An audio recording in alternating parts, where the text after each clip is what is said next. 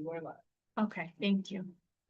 I am going to call this regular meeting of the Board of Education to order at 7:04 p.m. and we will begin the meeting with the Pledge of Allegiance. I pledge allegiance to the flag of the United States of America, and to the republic for which it stands, one nation, under God, indivisible, with liberty and justice for all.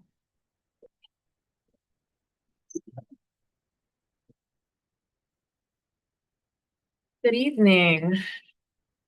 I'm going to ask for one minor modification to the agenda. We are going to hold off on under new business 9D ratification of the custodians and maintenance employees bargaining unit agreement. We're going to hold off on that till next time.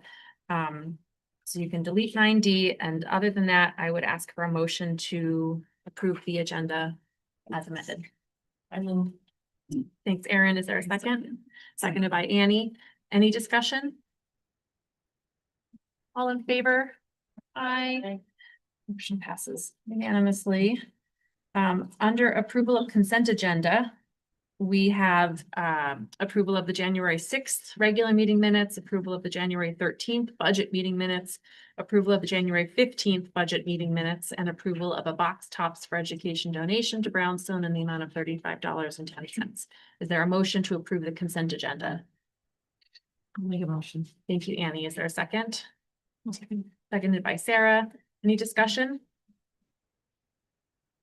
Just curious how this box top, that's just an ongoing thing, or there's like a drive. That's I don't know the answer to that question. It's not pretty sure it's ongoing. Oh, yeah, It's like yeah. scanning the code. So it might be like once a year or something to see it. A little bit. Reminder. Yeah. Yeah. It doesn't appear on our agenda for approval very regularly. Maybe, I think you're right, Sarah. It's probably once a year that we see a small amount. Any other questions, comments? All in favor? Aye. Motion passes. All right, audience of citizens. Do you have anybody who wishes to address the board at this point in time?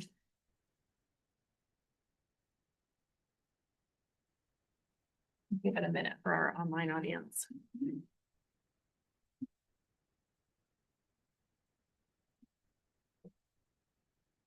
Nope. All right, thank you. And there'll be a second opportunity, as always, for public comment at the end of our agenda. We do not have a Portland Public Schools spotlight tonight, as we do have the lengthy agenda, so we're gonna keep moving. Student representative report. In music news, 9 students, myself included, in the music department attended the Southern Regional Festival this past Saturday and Friday at Middletown High School. In addition, rehearsals for the upcoming musical are going very well and students are making great progress. The wind ensemble, jazz band, and a cappella also have a chamber concert coming up. In sports news, over the next 2 Saturdays, the wrestling team will be hosting 2 all-day wrestling meets. This is a great opportunity to come out and support our talented athletes. Also, the wrestling parents provide breakfast and lunch for the attendees, and the food is always amazing. In student activities, Student Senate, Ms. Lawson and Mr. Sanvanier are currently working on planning the PHS and 6th grade pep rally. This event continues to be a great way to build community connections between our schools. We did it for the first time last year and the kids loved it and we loved it. It was one of our probably most successful pep rallies. We've mentioned this before, but it's worth highlighting again. Several student-started clubs continue to meet this year, including Creative Writing Club and the Band Book Club. I'm a member of the Band Book Club, and our month's book is The Color Purple and the Kite Runner. And our next meeting is at the end of February. In academic news, Dr. Britton and Ms. Lawson recently visited the AP government class to discuss the case Mohammed versus Taylor and how the policies in that case apply to our district, which is the topic of this year's Connecticut Bar Association annual essay contest, which every of the students in that class is writing an essay for. Portland High School has had 2 runner-ups in the past 7 years, and we are excited about this year's prospects too. And finally, PHS DECA was recently recognized as one of the Connecticut schools to receive the Thrive Chapter Campaign Award. And congrats to Ms. Terry and all the DECA members on this achievement. That's wonderful. Any questions for Anna about the update? Nope, I'm not hearing anything. Thank you so much for the update. And congratulations to DECA. That's really exciting. And also I don't know a lot about that award, but I'm not surprised that the Portland chapter of DECA is getting called out with special accolades, that they clearly do such a good job. All right, we'll move to communications and updates. Dr. Britton? Sure. So my first update, I'm gonna ask Bob to come on up and talk about the boiler. So and if you could hear it directly from the source, Bob, it's great to see you back. And I know you're a little the weather, but you're back at it. So Hey, good evening, everyone. So well, I'm gonna say after about 11 months waiting for boilers. Our boilers are here. We're waiting for one additional part, which should be in the next week or two, which is really just the outside jacket, which insulates the boiler. But unfortunately, you really need to have the boiler jacketed properly, especially that has a faceplate that goes in front of the burner, before you can actually start to program the boiler and start run testing it. So we're hoping that will be in the next week or two. In the meantime, on the 26th and 27th, we are going to start decommissioning, taking apart the old boiler that has failed over a year ago. It's going to be quite the task. There'll be rigging involved. Each plate, it's a 15 section boiler. Each section of the boiler weighs about 800 or 900 pounds. So it's a pretty labor intensive job just to take it apart, and move it in that tight space in the basement of Brownstone and out that small access door that is on the Middlesex Avenue side of the building. So we'll be craning a small truck crane that'll be able to do some light rigging inside and being able to get those parts up and out so that we can remove that steel and get ready for the new boiler. Once that's done, we'll start some plumbing work prior to starting assembling the new boiler. So we'll have to rig the new boiler pieces in as well and get that set up on the pad, make any plumbing changes that we need, and then hopefully the jacket will be in around the same time that's completed. We can get that thing tightened up. We have an awful lot of control work to do, electronic work, replacing all the new controls, the mechanical controls that will be to replace the old stuff that is on a Windows 95 based computer as well. So we're really looking forward to eliminating Brownstone from that old computer. Gildersleeve and Valley View are the only ones left on that. And the future determines that those will be eliminated as well. And all the controls will be separated and be able to be managed from one particular maintenance program. Here, I maintain it all on my computer. And that's what basically we'll be able to do for the entire district, hopefully sometime in the future, which is wonderful. So with that said, that will be a lot of work. I am confident that there is no safety issues related to the students. Most of the work, if not basically 100% of the work, except for the little bit of rigging that's done outside, will be far away from the students and in the boiler room. And we will make sure that there is every OSHA compliant safety standard set, not only by the rigger, but by the contractor. So I'll be inspecting every day. I've asked the fire marshals to join in, just to make sure that, when we're decommissioning and doing some electrical work and things like that, that everything is secured the way it should be. So we're ready for this task, and hopefully it'll be a smooth one. It's going to take some time. This process could be a month or two long. Once we bring the new boiler up, we're going to have to run it for quite a while until we feel it's safe enough to shut the other one off. Because that's the last thing we need to do is have the new boiler fail for controls or for some reason. A lot of new stuff takes some time to really season it in and get it running. As we all know, things are made differently now, but we're looking forward to it. So that'll be a big project. So there'll be some activity outside the school. I'm sure the kids will see a lot out their windows, especially with the small crane and that activity. So hopefully the noise will be pretty limited, maybe a dull noise from the truck. It doesn't run at a high RPM for rigging. And then, there might be some noise in the basement, but that's certainly far away from where the students' classrooms are. So we're hoping that we're being in good shape. So we're looking forward to it. This has been a long wait. We've made out really well knock on wood, with the existing boiler. It seems to be holding in, and probably one of the coldest winters we've had Yeah. in 3 or 4 years. So go figure. But we're watching it every day, and it seems to be pretty good. So Maybe I missed it. Can you just tell us more specifically, how long will you anticipate running the new boiler? I think you said for a while. What does that mean? oh, for a few weeks, For a for a few few weeks. weeks, yeah, because that will give us, yeah, that'll let me, really look at the controls and see how they're acting based on time schedules, your ons and offs, your flows, your valve work, to see if all the automatic controls are really paying attention to the new programming. And then we certainly want the burner to run right and seat in and make sure everything's good. And then there's a lot with a steam system. So we have a lot of other controls that are going to be affected, a lot of valves. I've actually ordered a steam trap study for Brownstone, which is moved forward, and we've received probably almost 90%, 95% grant money for that, which is great. I want to assure that everything else outside of the boiler is going to act properly to run our classrooms for the next 4 years or so, however long. So we want to make sure all that stuff links in. We don't want to be breaking stuff on the outside. Yeah. So. Okay. So we won't know until we get into it, but we certainly want to run that boiler for a few weeks. So the redundancy of the other one is great to have. I'm in no rush to put the second one in if I have two that are running. There's no rush to get the second one in and jeopardize to do that in a bad season of cold. So I'll run the other one as long as I have to, or run both as long as we have to gauge the new one before I break down the old.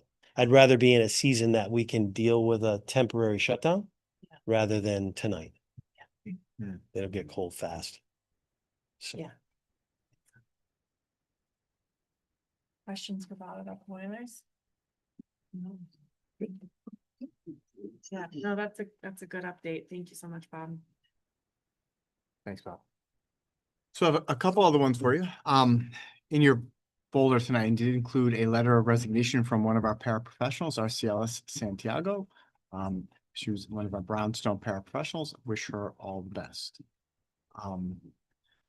Two communications from you. First one, I had Mike Searson write a letter to the board, just get it directly from him and Kate. That's, if you remember the last time we were talking about the calendar, you had a concern about both the middle school and the high school on the same night. Sounds like what he wants to do, it's a 5 to 8 program.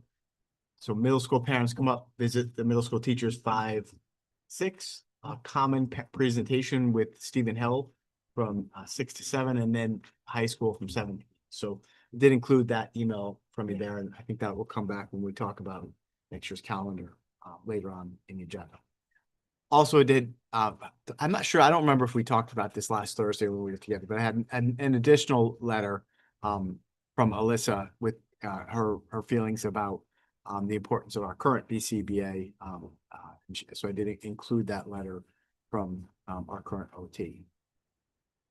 Then I got them today. I put them in there. Last Friday, I wasn't able to attend it. Every month, the Commissioner of Education has a meeting with all of the superintendents. And there were lots of questions and concerns that have been coming from boards of education across the state, like the letter we wrote about both excess cost funding and then the seed grant. So I missed it, but they also shared back out these 2 slide decks. I took a look at them and I thought nothing in there was really that new. Yeah. I'm not sorry I missed the meeting because probably could have run the meeting. There may be some superintendents for whom this is new learning. But in any event, I thought that these 2 slide decks did a pretty nice job of summarizing how the excess cost grant is calculated and why, which is always a very disappointing thing, at certain times of the year, we're provided less money from that because the legislature allocates a certain amount. If everybody asks for more, then is that amount everybody gets cut, which is pretty crummy, right? Like it seems like an unfair way to do. You can't budget for that. And as we all know, 2 years ago, when we were immediately sapped in one email into a $300,000 deficit, it was both a combination of more students that moved into the district needing outplaced services, and then a sudden reduction in the excess cost grant funding that came in the middle of the year. Now, this year, Stephanie reported last time that our excess cost grant came in above what we had budgeted after that difficult experience. So we're in a surplus, right?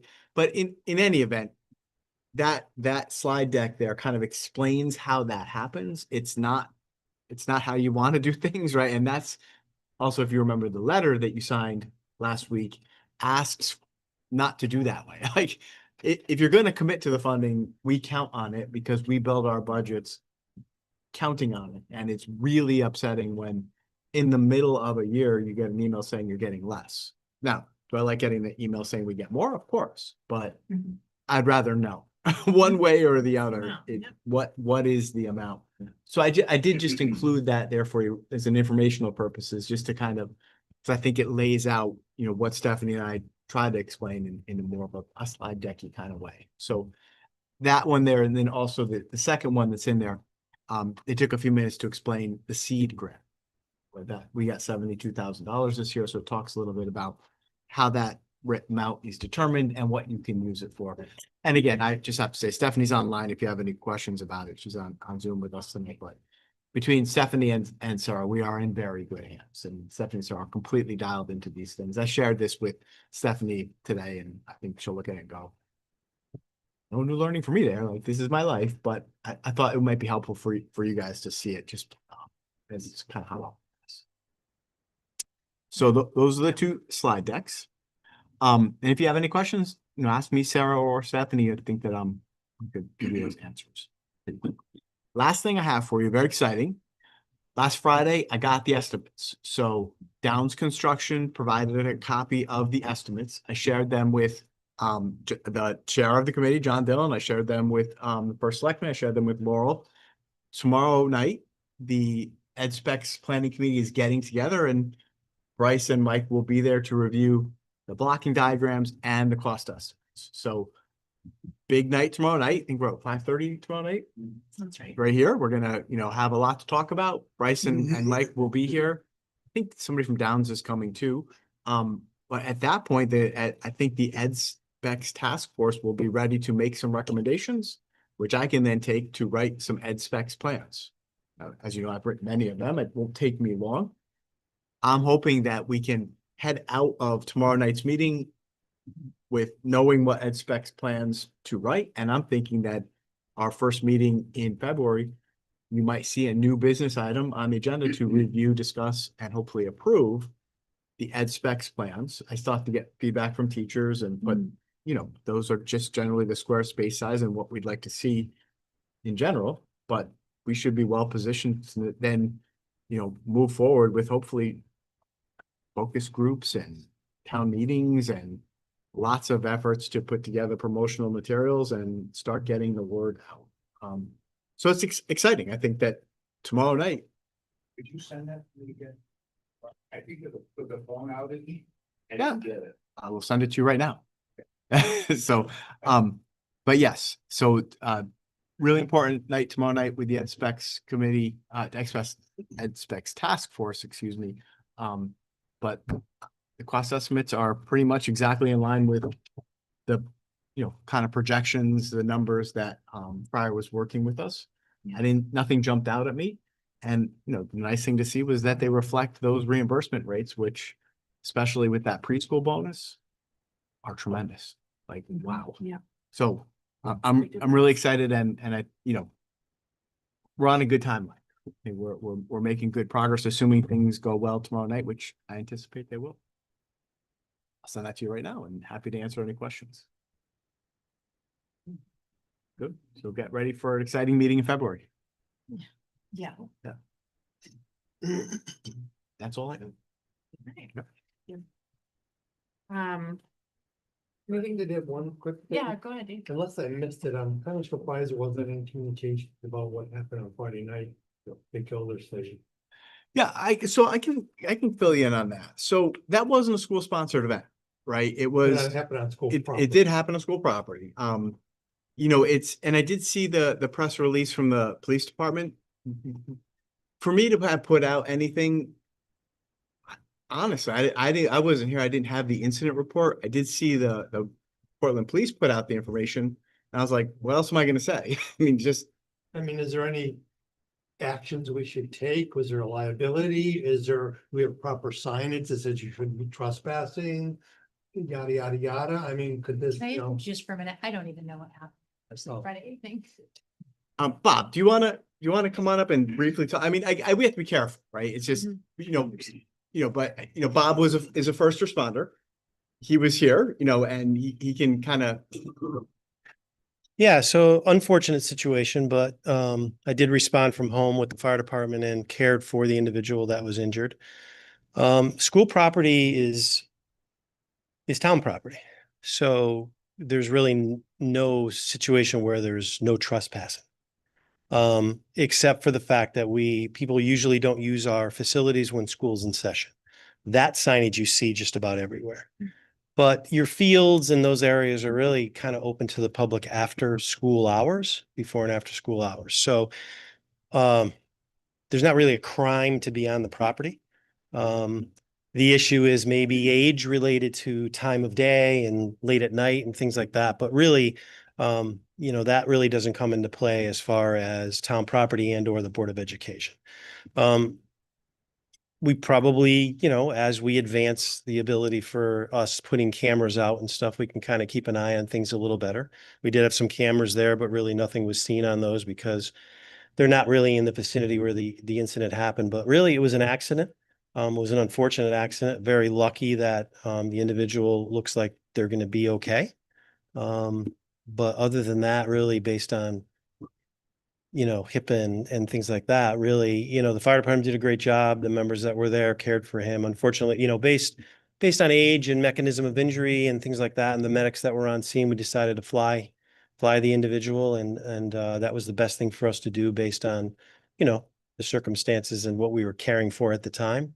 But all worked out well, and that's probably the best part about that whole puzzle. So, am I looking at additional safety measures at all schools for things that could happen related to some of the areas where people can get into and stuff like that? Yeah, absolutely. I'll tell you, with a new school format, those will be first on the list because you have to do that with the new state programs. If they're going to give you a single dollar, you start off with safety and security and everything. So things will be much better. But yeah, we're working through that stuff. So it was just an unfortunate accident, and we're lucky that we were there quick enough to render the individual aid, and hopefully they'll do well from that. So in the parking lot area. Yep. Yeah, which is that common area out there. So the injury took place in the area, the parking area, and then another secondary injury to the first injury took place in kind of the field area, which, if you're going to fall in the parking lot or fall on the grass when it's 19 degrees out, feels the same. Just as That's all the hard. misinformation I think out there, because I've heard. Ton of it. Playscape. Ton of misinformation. There always is. The best thing to do is wait 3 days. I tell everybody. I mean, the best, there's information out before we transport patients. There's information out before we're getting there, so people just will use social media and come up with the greatest stuff. And, then that ball starts rolling, that, between fights and roofs and cars, and yeah, none of that happened. I do have to say there were individuals there that helped us greatly, younger kids. And I commend them for staying with us and giving us 100% factual information, no matter what. Because we always tell them no one's in trouble here, but we need to know what happened so we can treat the individual properly. And they were fantastic. And thank God they called and didn't just walk away. So good for them. I mean, and the hard part for us is, wasn't school sponsored activity. None of our faculty or administrators were there supervising, the same thing in the track, somebody falls on the track, right? Or falls at playing basketball at Brownstone, it's hard, granted, walking through the parking lot, is it trespassing? We don't really close our campuses. It's, people, I see families playing in the little playground in front of, these are community pays for them. They're community spaces. And then for me, I don't want to, I'm often like, I was on the phone with Kate, we don't want to put any, if I had information to share I would, if it had been a school sponsored activity that we were supervising, absolutely, I would have been out there. Cause I would have known, but to me, I was getting calls from Bob and seeing it on Facebook. And I didn't even know. Like I'd heard a whole bunch of different stories, but at that point, I gotta just rely on the police, and they did to get the information out because they were the ones who or the only ones in possession of accurate information. Anything I would have put out would have just been hearsay. But I knew Bob was there, the police were there, it was handled the right way, and thank God everything worked out. And Bob's a superhero. I mean, you really are. Like, we've got the right This was people the- there doing the right things, but none of me. And Bob's in a dual role, like he's our people, but he was there in a different capacity. So it would have been hard for me to say anything because Yeah. it wasn't my event. It's not even at the board. An email said, hey, just want to make you aware of an event. This is what transpired. That Doesn't even know about it. I tell you, that's probably something I could do a better job. I could probably let you guys know what I know, which just would have been Just Laura. something happened. Here's the press release. I'll let you know if I know more. Another caveat to that, not everybody's on Facebook. So not everybody in town, so there may be parents out there, they're hearing things, but they're not on Facebook and they're concerned, like it's bigger than it was. It wasn't small. Yeah. I mean, to be perfectly honest with you, Dave, Charles got very little information from me because I'm kind of legally, Yeah. we have to keep it pretty term. But the most important part with that is, so there's a policy in town. I know of it. People might not have, but anytime there's an incident or an injury, specifically an injury on any town property, we always notify PD to respond. The key to that is to have an incident. So we have an incident number that PD was there, and if they see anything or look at anything, but that's a key to liability, which that happened for this. Soon as they show up, it's technically an investigation. It could be closed instantly or no investigation needed. But with that said, everything gets pulled together. So what people see and hear, that's up to them. It's all hearsay. I've been doing this for an awful long time. I don't think I've seen one report that's 50% correct. Not one. I like to wait 3 days. Yep. We always say that in our service. We wait 3 days. Yeah. To kind of just shake it all out and say, but good turnout. So we're happy about that. That's for sure.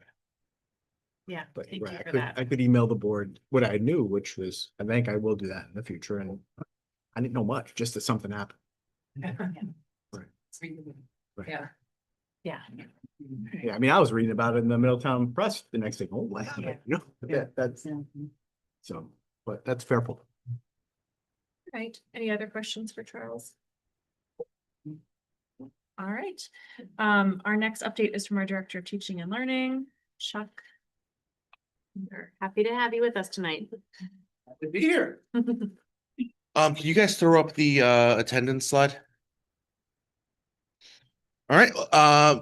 I'm not going to go through everything in the report as we've talked about previously, but I did produce a report for you for this month, hitting all of our areas of focus for the Department of Teaching and Learning. Before I kind of go through any specific bullets, I just want to see if there's any questions about anything that's in the report.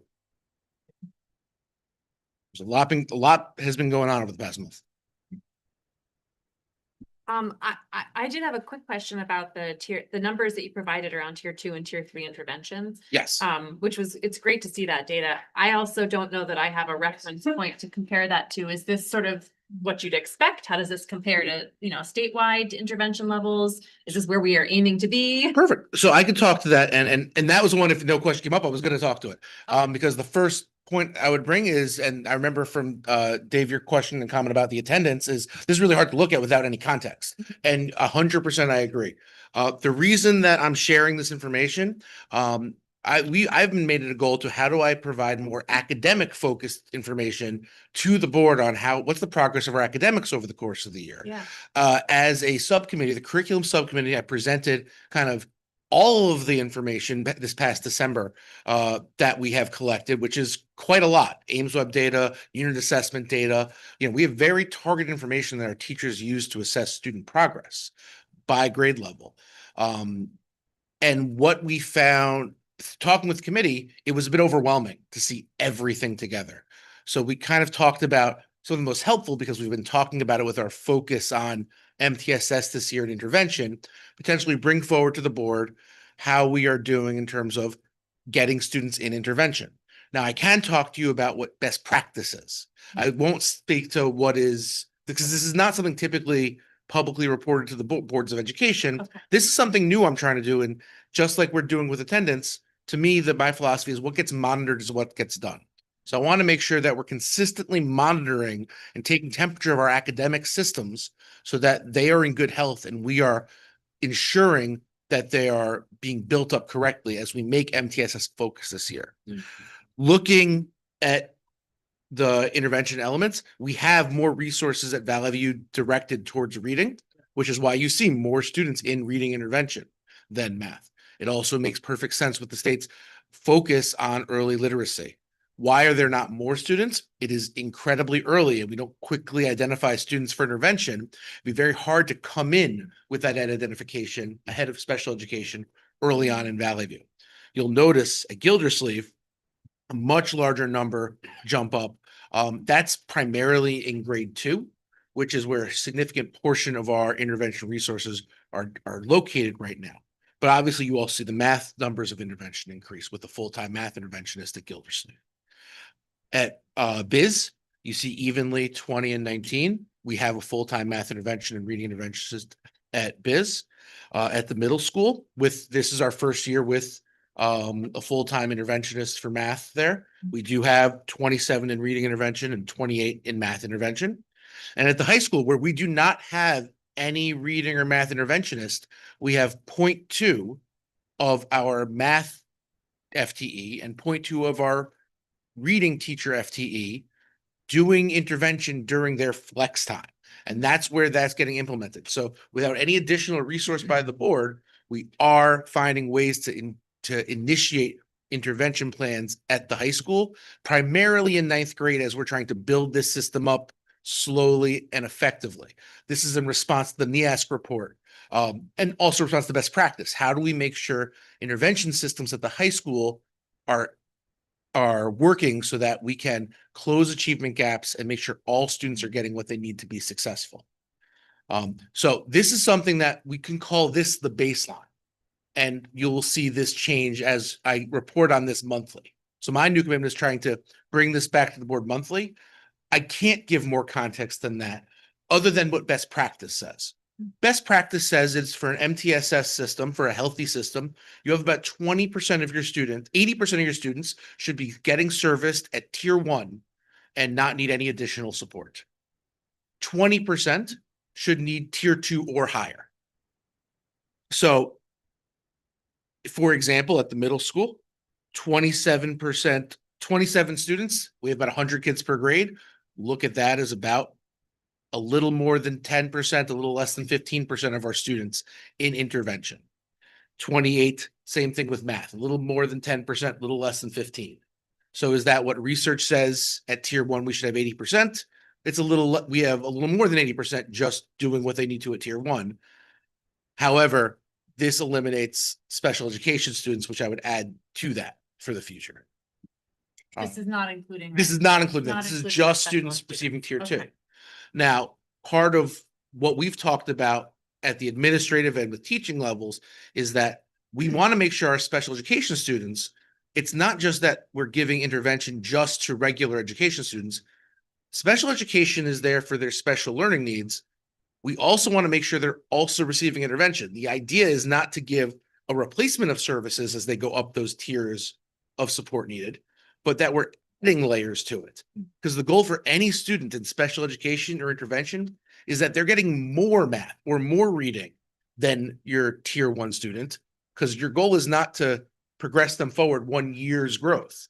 Your goal is to close the achievement gap, expecting them to achieve more than a year's growth. So you need more than a year's worth of instruction. You need to find more time for that, which is the intention of layering on services. This is something we're really heavily working on this year. It has not necessarily been something we've done in the past. We're trying to layer on, including special education within our intervention students, and I'll continue to update that within the reports. So this is, so when you share it in the future, you'll build on, like, we'll see. Show you the past month's numbers and then this month's numbers. Absolutely. This is- Similar to what I this do is with the attendance. Yeah. Would be. Yeah. Be within, fit, great. Spreadsheet. Yep. So what I will do is similar to what I have for chronic absenteeism, I will model, I didn't have enough data yet to put this together, but just like I've been doing for chronic absenteeism, which I figured I would talk about next, I will kind of follow the same structure in talking about intervention. The N is very small, so talking in terms of percentages is a little challenging. I don't want it to be misleading, but so I will show both in terms of the number and the percentage.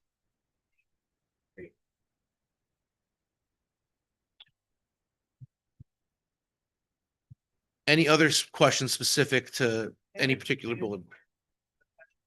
Where it goes from 44, ridiculously 20 bids, is that they grade to they're overcoming the thing? No, that's something I need to dig into further with those interventionists and the tier 1 teachers over why those systems work. I would continuously, that Gildersleeve, there is a reason it was identified as a school, Connecticut Blue Ribbon. They have developed through implementing a very strategic process of the professional learning community protocols that they have at Gildersleeve to quickly identify students for intervention needs and utilize their win block, what I need now, very strategically to effectively impact student growth in quick short-term cycles that are connected to their units of study. So it's really positive work that's ongoing that we are looking to expand to Brownstone, the middle school, and the high schools in that initial phase of doing that same work.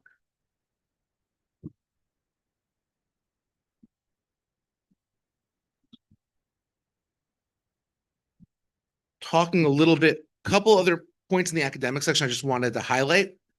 We are fully underway with our math pilot. We are piloting the first program. The math team went and did a visit of Cromwell Middle School last week where they are using the program to amplify mathematics. In the middle of February after President's Weekend, we will be shifting from Amplify to a program called iReady.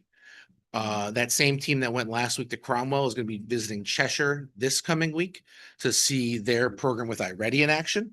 And we'll be using those visits along with our own experience using these pilot programs to best evaluate what program we will recommend to first the board subcommittee and then to the board as a whole, what we want to move forward with going into next year. Speak just a little bit to how the team's ensuring continuity of education. I think that's going to be 3 different math curriculums span. Absolutely. So we specifically worked with the team at Amplify and with iReady to go through their scope and sequence and compare it to ours. One thing that was very easy with Amplify is they actually it's the same baseline illustrative mathematics curriculum. So it was very easy to crosswalk those together. And iReady is illustrative informed. So we found the perfect unit that matched with the unit study as well. We've made sure that students that aren't in the pilot classes we've adjusted those scopes and sequences as well. So that's still that common experience as they're going through. And we're still implementing those common assessments so that we're ensuring that we're measuring that positive impact. Okay, so only select classes and the superior participating in pilots? Correct. It's because we're trying to do it as a true pilot where we have, we're implementing what we currently have and we're implementing a trial program. So that's in grade 6. In grade 7, we don't have 2 math teachers. It is 1 math teacher. Our grade level math but it is a tiered math program with a grade level mathematics and an advanced pre-algebra course. We're only doing it with the grade level mathematics in grade 7. So that's kind of how we're comparing those curricular pieces. And the principals did send out communication to parents that were participating ahead of time to make sure all parents were aware when the students came back in January that their children would be engaged in this pilot curriculum that we're investigating. Student interviews and focus groups will be done as part of that collection of data, so we can get some student feedback as well over how they feel the programs were benefiting or not benefiting what they've done.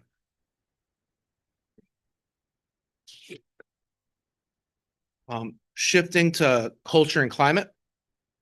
Right before December 31st, I sent out our school climate improvement plans to the community. They are now posted on our website. And they were reviewed by our Portland Schools Climate Coalition, Portland Public Schools Climate Coalition, in December. And then I just worked with each climate specialist to take that feedback and apply it and then put a common formatting together. Going into the attendance data, you'll notice if you look at this slide, it does look slightly different than last month's. Since I reported to you last month, the state has finally, for the first time this year, updated all of their monthly numbers from September, October, November, and December. And what I learned in that is that I was looking at reporting chronic absenteeism a little bit differently than the state was. The state, originally, I thought that we were reporting each month as its individual month of how many kids were chronically absent that month. The state was not doing that practice. They were reporting how many to date have been chronically absent.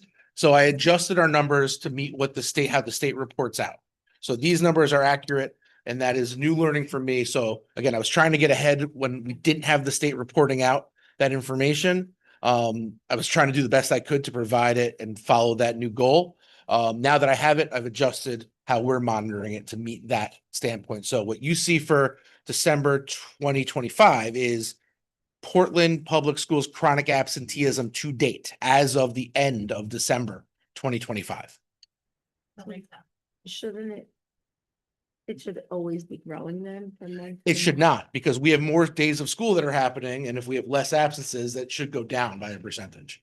Hopefully. Hopefully, Well, ideally. But So ideally, it should stay pretty much the same as the year goes forward when we're talking Right, percentage. right. Right, we have November, December, and if you look through the slides, there are always spike months in November. There's less days, and that Thanksgiving break, those 2 days, a lot of people take off ahead of it. That gives me a communication I'm probably going to send out ahead, potentially at the end of next week, ahead of our February President's Weekend. We do have a lot of families, and I do need to emphasize this, that take off additional days on top of the February break. Dr. Britton has talked about the idea of a February vacation in the past. It is not something that we have moved forward with in this district. And we do need to communicate to parents that these are not optional vacation days to add on to what exists. I understand that can be helpful, but the state will not give us any relief for having absence those days or no excuses.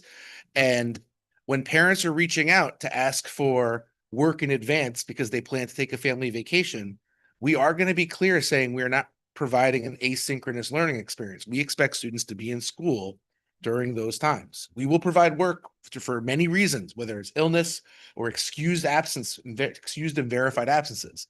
But those absences that come from extending a vacation are going to be coded as unexcused absences. So that's something I'll be communicating out at the end of January ahead of that. We always see spike months when we have those multi-day vacations leading into a month. Just a quick question. Yeah. And I know that this year, again, we won't have percentages, we won't know, but is there a higher percentage of parents who are doing those lengthy vacations or extended vacations after school space? So at this, I couldn't tell you based off reasoning, based off of the numbers. It did appear that way for our students you can see in our numbers right now, compared to last year, our lower elementary schools, Valley View and Gildersleeve, are slightly down. And Biz, the middle school and the high school, are slightly up in terms of their chronic absenteeism. So I would say yes for our older students, but again, the opposite, not that same trend for our younger students. So the difference with this number versus any other number you see in academics is you want to see the lowest number possible as opposed to the highest. Excuse absences in terms of related to academics? Yes, the state has very, very clear expectations, and we have a policy related to that. We communicate out I don't know if it's policy or protocols. We communicate out our attendance tracking protocols at the start of the year. We did so this year. We explain very clearly what is a verified absence versus unverified, what is an excused absence versus unexcused, and how those connect to chronic absenteeism and the other measure that we're marked with at the high school level, which is truancy. So those are the two laws that we're related to, truancy and chronic absenteeism. Chuck, this might be like an additional level of detail, and I'm not asking necessarily for data, but I'm curious as, you know, as administrators, I know that we're looking to see, you're looking at all the data and you're looking to see where is there a problem? Where is there a child who's not being marked, you know, absent because they've got the flu for the week and you know, and they don't belong in school because they're homesick? Where is there the child who needs the extra follow-up, who needs help making sure that they're getting to school? You know, helping them know that we want them here, that they need to come to school. So I guess my question is, how much are you then digging further into the data on a monthly basis to look at, okay, this percentage of the chronic absenteeism is really related to a nasty flu season, and this percentage is the group that we're actually worried about? So that's a perfect question, because that speaks to what we've tried to adjust with our protocols this year, which is I'm bringing these reports to our administrative team each month. And then they in turn each have their own teams of attendance teams at the school level. At the school level teams, that's when they're looking down more granularly into the reasonings behind each absence. I share with them a spreadsheet each month showing all the students, the percentage of chronic absenteeism, where they're at, what it compares to last year, all of that data. They then take that, and again, they can produce that on their own too. And with their teams, they go in and look at was this verified? Was this unverified? What are the notes? I can speak as of being a building principal last year. That's what we did every month. Our nurse would come in and identify those excused absences, the medical notes. We would follow up with parents. Just today, I was invited to one of the schools to sit in on a second meeting with the parent. The school had done a meeting. They wanted to escalate that and involve the district. So they invited me to come to the meeting to reiterate our policies and see and bring in other partner groups that we could partner with to help the parent with some of the barriers that they were having for attendance, to help support getting our kids here. So ultimately, the schools are going very granular. There are different mental health teams and attendance teams that really address how do we help reduce barriers when there are barriers that can be reduced. Obviously, a child who is chronically ill or experience there's not a barrier to, the barrier is not within our control. But we look at each situation to see what is within our control and how can we best address this.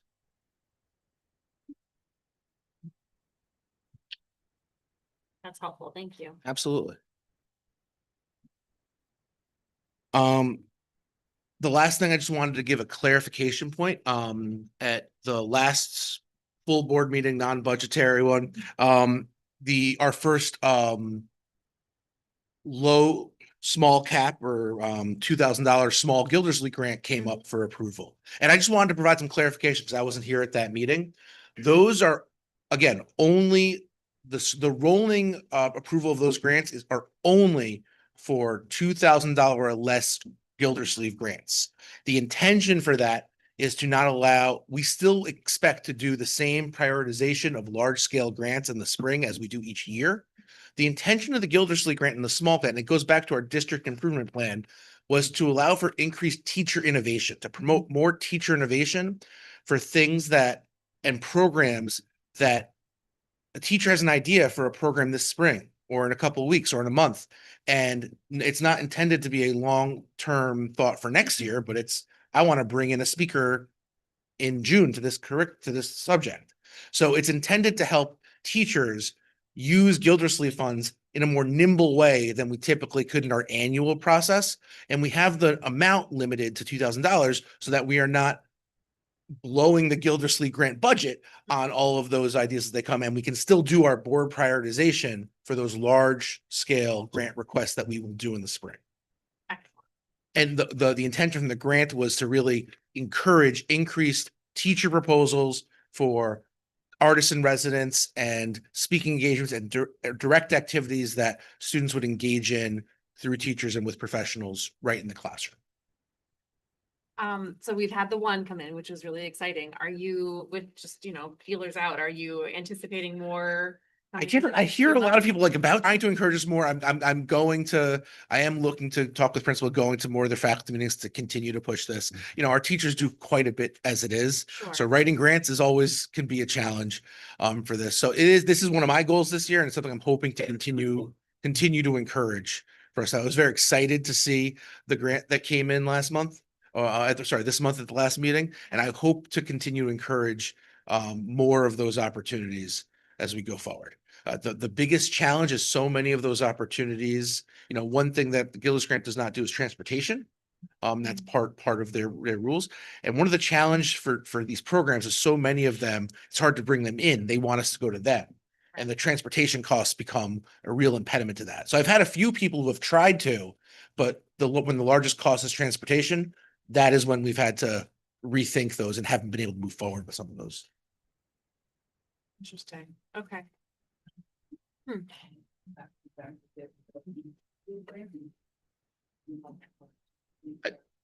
It's certainly if I can give them, like, I'm not the one that, that's their bylaws that they have.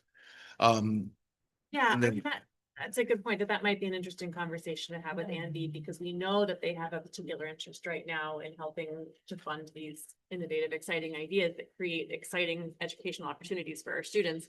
If a lot of, possibly exciting experiences are field trip based, maybe that's a conversation that's worth having. Are there opportunities? Places that people go that don't have a van.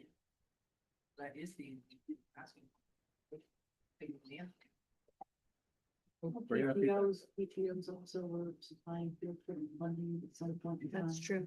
And the student fees from Life Touch and other box stops go into student activity fund to fund that kind of stuff. Right, so maybe there's an opportunity for us to look internally for support with There used transportation. to be a Stop and Shop thing, which was quite, one of our secretaries of Valley View, we were getting, $4,000 from Stop and Shop. Credits, it was like the Amazon Smile, there's a bunch of programs like that we did on two specific schools.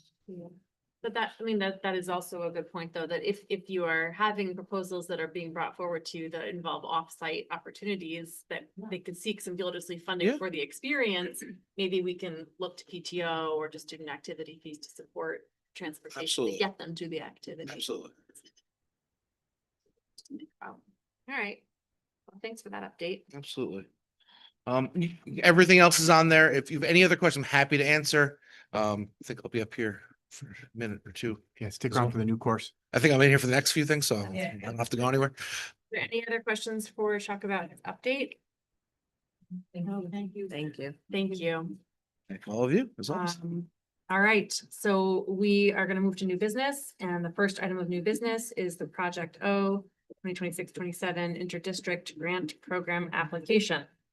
Are you walking us through this, Chuck? Are you walking us through this? You got it? You go. I mean, this is not a new It's grant. an We do this annual annual request. grant renewal request. Yep. We continue to use Project Oceanography. We continue to do it with our sixth graders, and it is a seminal part. It has become a seminal part of what we do. 7 years we've been doing this. I went back and I saw 2020. I know we were doing it in 2021. I think Allison brought it here. Allison Hines brought it in originally because I remember seeing all the biz news updates. Pre-COVID. Yeah. Yeah. So pre my time, it has been a annual program that they have done. It is the goal of the program is to, one of the goals, aside from obviously the oceanography work, is to really reduce barriers for students in different communities to interact and work with one another. And to that end, it has very successful results. Our teachers love it. When we get this every year, and I saw the emails that Eric used to send. Are we still looking to stay in this? I sent the same emails this year. Our principals are overwhelmingly, and our teachers are overwhelmingly excited about Project O. They get rave reviews each year from parents, and I think it is something we should continue to apply for this grant. As long as it's something that is going to be available to us, we should continue to avail ourselves of it, because it gives a great opportunity for our Portland students to participate. Absolutely agree. And the grant completely covers. This one does cover transportation. They specify the transportation costs are covered by the grant in this instance. Which is really wonderful. It's incredible opportunity Yeah. to really engage in real field work, scientific experiences for our students. So, The river, the natural connection. 100%. so just a quick question that, a couple of years back, historically, this program was for every sixth grader to participate. And then a few years back, the grant funding mechanism changed and we were only able to bring, I think, 25 students, Yep. allow 25 students to participate in the program. Is that still the case? That a portion is- of our kids who looking at the grant ahead, that is still the number requirement they place on it. That is what we've had to be doing for a few years now. And that is still the number requirements on that. There's no way Unfortunate. to appeal for them to fund more of our kids to experience this? I don't believe so, because again, part of it is they're trying to bring different communities together, so they don't want to bring one community versus another. That trying to take away that isolation from communities. I wish we could do something like this in a larger scale, and an even larger scale, but this is quite, it's quite an important opportunity for our kids that can participate in it too. Yeah. To do so. Great. Other questions for Chuck about the project oceanology? Grant?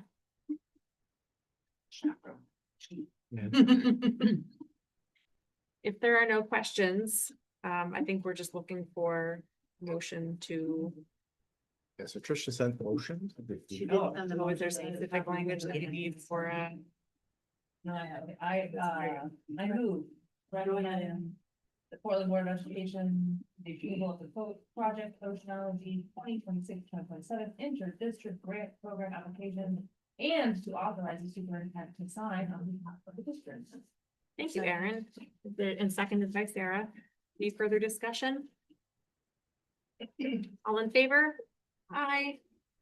That was unanimous approval. Thank you, Chuck. Excellent. All right, we're gonna move to item B under new business, which is 3 high school course proposals.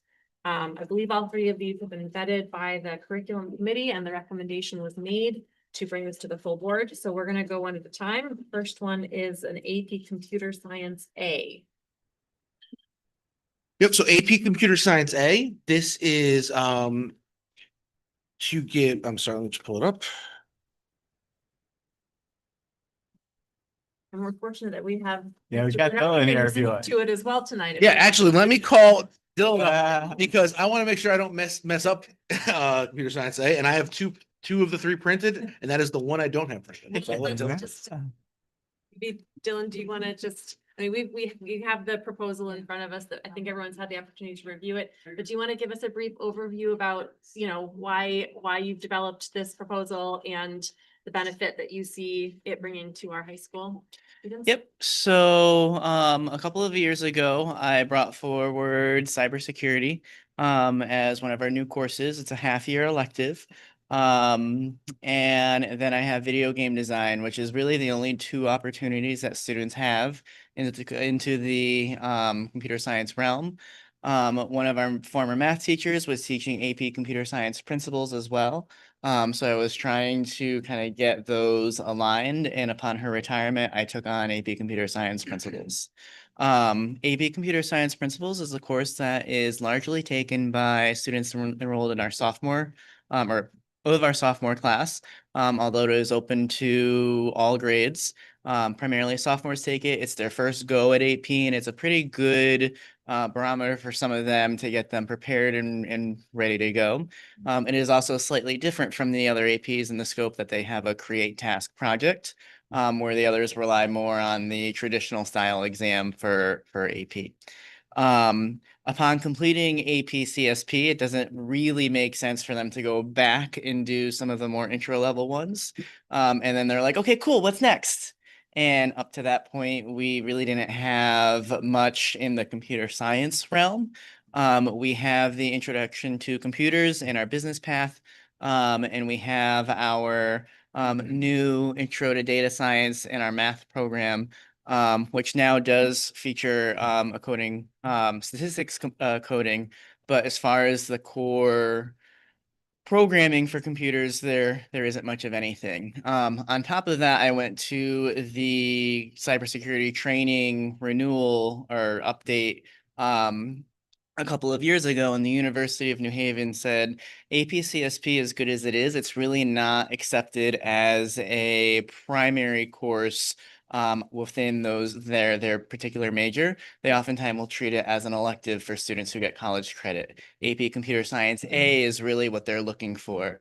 So with some movements within our CTE department, as far as who's teaching what, we're hoping to bring on Computer Science A to meet the students' interests and afford them computer science credit, should they go into that as an intended major. And the computer science A would be that first course that they would take. So it would allow them to move to the APCS B or whatever they call it at the high school level or college level. Gotcha. I have one question. Sure. Are the funds required in the budget that we have already taken into consideration? So I did budget for the majority of the course. It would be more of an extension through what we currently budget through CSP. And then depending on course requests, we could figure out seats and where that is. And then in the budget process, I also put in for the summer training and all those that was budgeted accordingly. Yeah, That's all right. these budget things have been put into the budget. And since we're using the exact same software gets used in it, that it can be applied to the same. That's great. Other questions for Dylan about this course proposal? Sounds fantastic. Sounds like a really exciting opportunity for our students. Sounds like we're building some CTE things around computers, just in general for students who. Well, and speaking to when Corey was here last month talking about the CTE pathways, this is really helping us fill out the top end of our pathway. Yeah. And what we'll talk about next is kind of hitting the beginning of that pathway. And how we're really bolstering up the specialized area of that computer science pathway. I think this is a great way to get forward Mhm. and students who are interested in this. Yep, so it would live like within the CTE, within the information technology cluster. And it would kind of, the way I envision it, it would be once you don't have to do APCSP to get to this one. But if you are in APCSP and you're looking for more, depending on what your interest is, I could recommend them for CSA or intro to computers or IDS. Really wherever their focus is, and they could make that decision. This one would introduce them to a new programming language, separate from CSP, to help broaden their horizons and help them make a decision if they do want to go into that, give them a little experience in all that is out there. There's a tremendous ability for us to be in this growth area with, our AI stuff. Adding to that, and I think this is a good place to be. Just out of curiosity, is the AP exam that's associated with the computer science A course, is it also kind of a project-based evaluation, or is it more of a sort of traditional? As far as I know, it is, it does not have the create task component. It's more, there's more lab-based activities that exist throughout that are provided by College Board. And then it does have the traditional exam. CSP has that multiple choice exam as well, but it's in addition to the create test that they work on in the weeks leading up to it. And then during the exam, they're provided snippets of their code that they submit where they have to speak to it and answer discussion questions. Well, yeah. I mean, that's great. I'm excited to support this and excited that we'll be able to offer our students this experience. Is this also, I have to go back to my review, remind myself, is this a semester long course? This is a full year course. It is a full year Yep. course. With same with all of our APs. Okay. Great. Any other questions for Dylan? No? All right. We would be, because we're taking these one at a time, I would be looking for a motion to approve course AP Computer Science A as presented this evening. So, yeah. Thanks, Meg. Is there a second? Seconded by Kim. Any discussion? Any questions? All in favor? Aye. Any abstentions? Any opposed? Motion passes. Thanks, Dylan. Don't go away. Would you like to talk us through the revamping of the Intro to Computer Science course? Of course. So the next one is not technically a full formal new course. It is a revamp of our existing cybersecurity course. I've been staying up to date with the Gen Cyber community, seeing what's new, seeing what's kind of out there, best practices. I developed this course a few years ago after going through the training, and having not much in my background as far as what we should be kind of focusing on. So there is a lot of introductory and a lot of theory-based stuff within here, some of which I still find extremely important. But it was missing a lot of the hands-on components and activities that exist throughout the rest of our CTE course load. So I was looking for ways to try and enhance that further based on student interest. The biggest thing that came up was introducing coding earlier. So video game design has a type of coding that's introduced, but it's not the same as what CSP or CSA would be doing. So my goal for this one is to kind of restructure it and format it as Introduction to Computer Science. I want to take all of the key elements of cybersecurity and shape it down into a one unit for the first unit of the course. APCSP does have a cybersecurity section that it covers, as does CSA. So I will be able to kind of supplement some of the stuff I'm missing there. But then we could expand and include elements of AI, elements of web design, as well as the introduction to coding, where my goal is to introduce them to one, if not both, of the options and kind of set them up.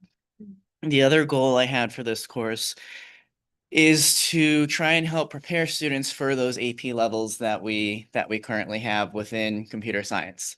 So my thought process behind this, I've been making the allusion to the math department where they have trig and they have pre-calc. So this would be like the trig, and then like APCSP would be your pre-calc. So if you need this, you could use this and go into CSP, but once you take CSP, it kind of renders this one as like completed. You wouldn't go back to this, you would move forward to one of the other options that we have.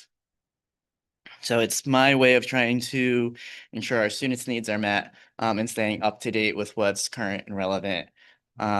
With this one, I'm also hoping to partner with Alicia Millard, our library media specialist, to kind of go through and help develop the other two units and round those out, so we could get those situated and squared away. So I'm not reinventing what she's currently doing, and maybe incorporating her into the course in some way, shape, or form. I love how responsive you are to student feedback. Very apparent in this curriculum. The student, parent of student. Thank you, Lizzie. Other questions for Dylan about this course proposal? About the shift? This one's great. And this one, budget wise, it pretty much uses the existing stuff that we have through cybersecurity already. Or I'd be able to supplement it through some of the AP resources that I have access to. Curriculum committee members, anything to add? Yeah, sounds great. The student feedback. Is my biggest takeaway. Yeah, excellent. Thank you, Dylan.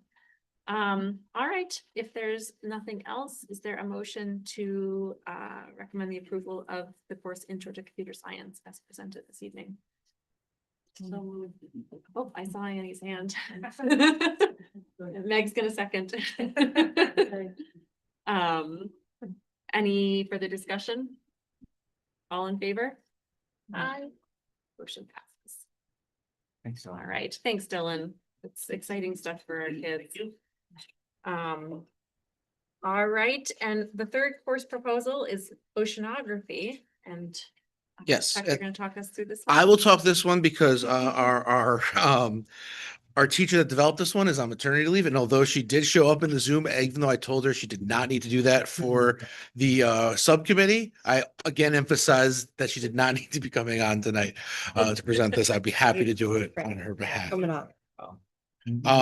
But was a great example of teachers and the importance of professional learning, the teacher finding a professional learning opportunity that they engage with, taking learning away from that and finding a way to reflect on that and improve curricular offerings within their school. Kelly Stevens did that by going to a professional development opportunity that was offered by NOAA, specifically on ocean exploration and physical oceanography. This course is a half-year course, and it complements very well with our marine biology course, but it will do two things. One, it will allow our marine biology course to focus or our aquatic biology course to focus more specifically on the biology aspects of the course, whereas this course for oceanography gets to focus more on the earth science components and the plate tectonics and the science behind exploring those adjustments made. And I love that the course proposal is coming on the same night that we're reapplying for the Project O to do in our 6th grade. It really shows a nice continuation of that exploration being where we are on the river in Portland and the importance of keeping that exploration within our program of studies.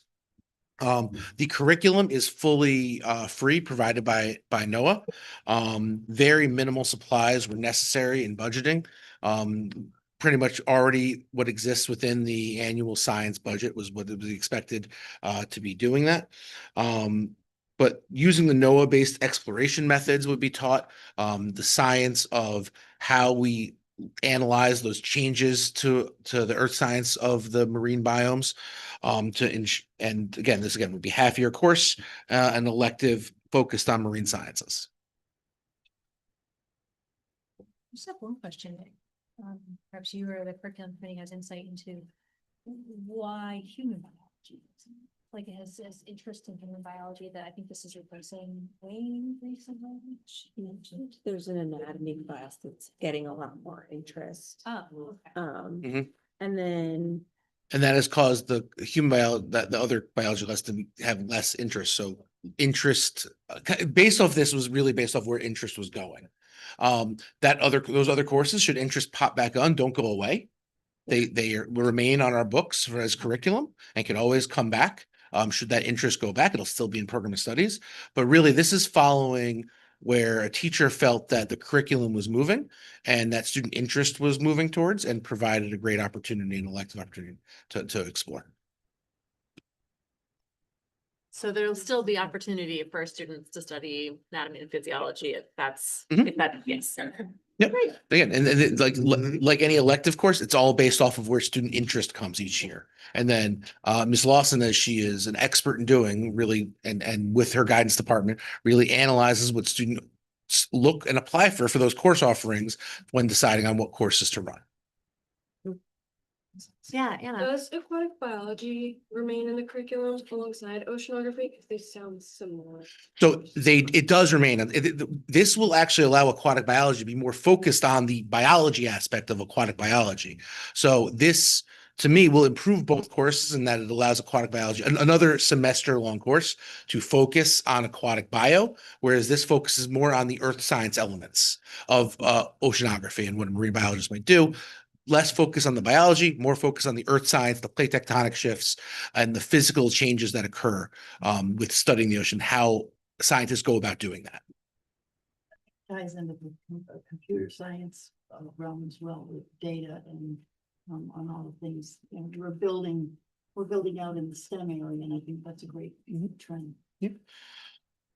And, this is really important because for plant implementation, the asterisk that you see would replace human bio based off of interest. But as Ms. Lawson reminded at the curriculum subcommittee, again, course doesn't go away. It could always come back as that interest comes back up for that course. Mhm.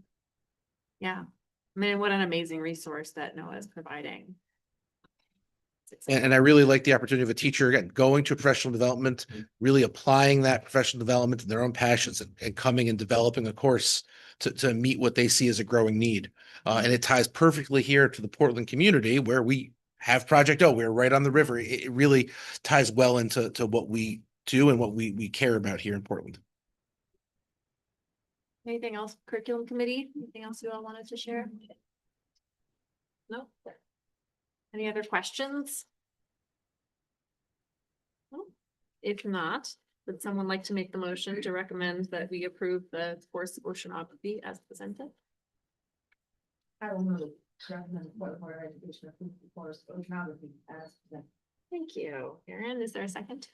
A second, seconded by Annie. Any further discussion? All in favor? Aye. Motion passes unanimously. Excellent. Thank you so much, Chuck. I think with that, I can sit down. With that, you may sit down. All right, the next item of new business is the superintendent of schools mid-year review, which the board will be discussing in executive session. So we're gonna move to old business, and the item A is the 2026-27 school district calendar. This is our second reading. I think we sent Charles away with some questions.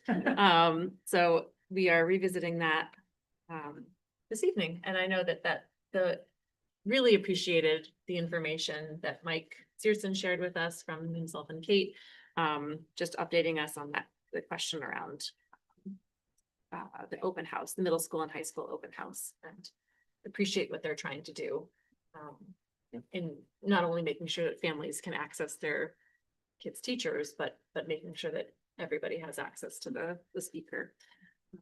So thanks to Mike for that. And then we did identify the Juneteenth date, but didn't Yeah. color it. Interesting. I'm just noticing a little mistake on here. Look at the September, see the 2-hour delay in September. You see that? It says 25.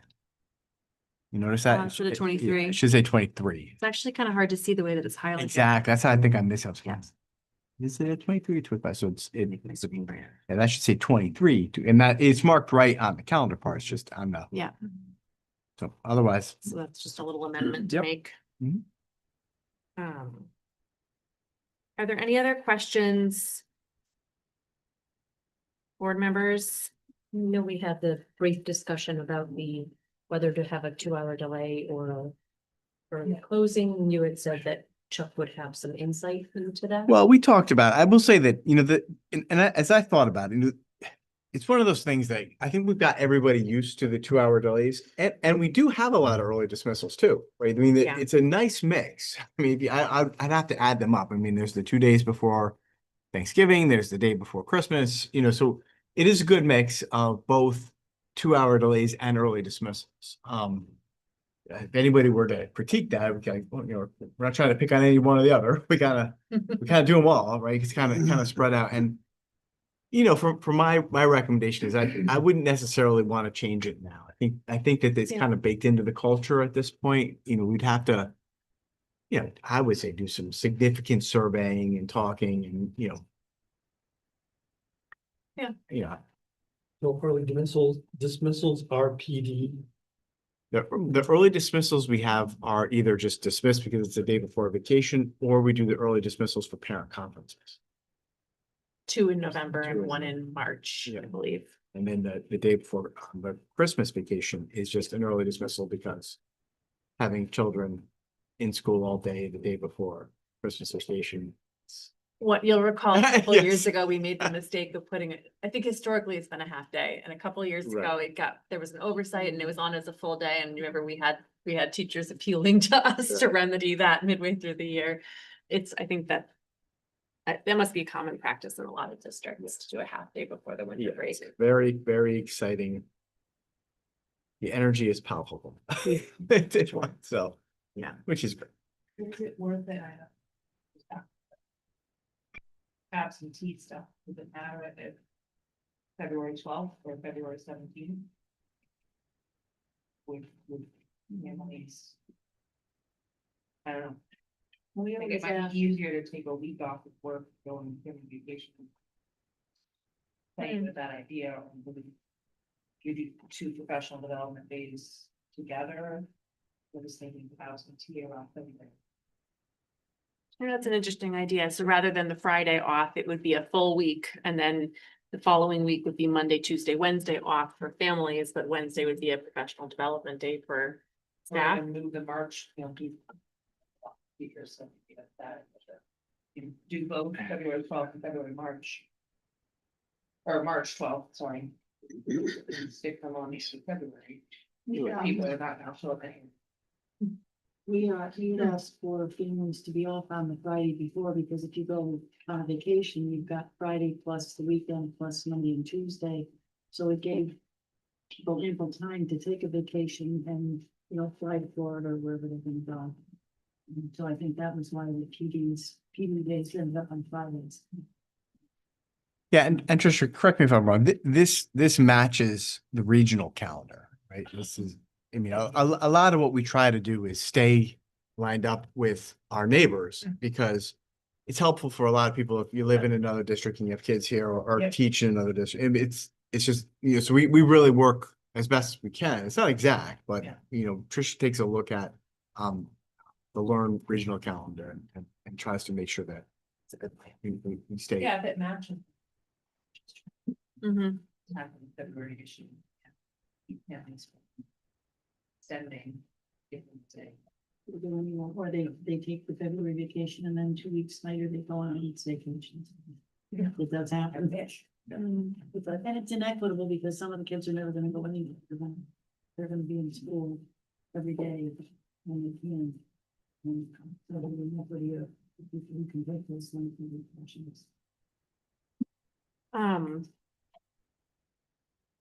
All right, I mean, I'm with you. I think we probably ought to just leave the 2-hour delays for this coming calendar year. I would be curious, I mean, Chuck, since you're here, I would love, to make a point of trying to get some feedback from staff members about the feelings, the usefulness of the 2-hour delay versus, an early dismissal versus, full PD days. Do folks generally find those 2 hours to be useful? Are they, one of the things that you kind of brought up was, do they feel like they're only getting an hour and a half and then they're having to prep for kids coming in the door?